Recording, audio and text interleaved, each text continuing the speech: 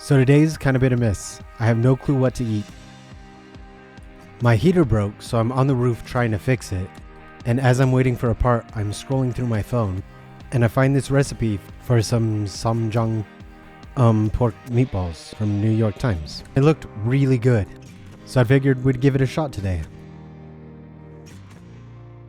It was a pretty nice view, but let's get cooking. So the recipe says 1 pound of ground pork, 1/3 of a cup of Ssamjang, 1/4 cup of panko,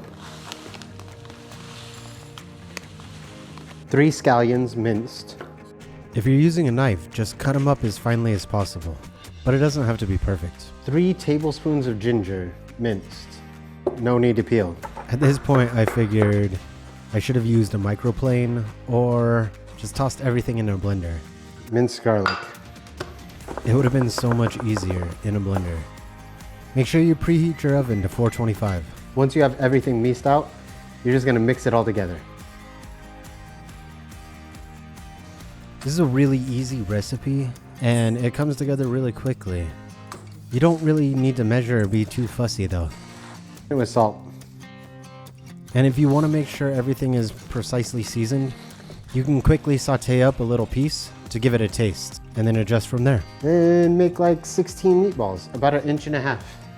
The count doesn't really matter. What matters is they're about even in size. Just adjust your time if you're cooking larger ones. Now we just bake these for 15 minutes at 425. While you're waiting for them to bake, you can do a lot of things, like clean up after yourself, or while they're baking, I'm just gonna get all the garnishes ready.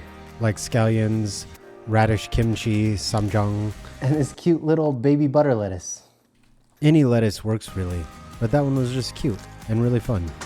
I like to have everything set up, so once they're done, you can just pull them out, check the doneness, and then serve them. Be careful not to overcook them because it can dry out really quickly. But these were really tasty. Alright, these are really tasty. I would recommend them. They only take like 20 minutes. I'm gonna feed the family now.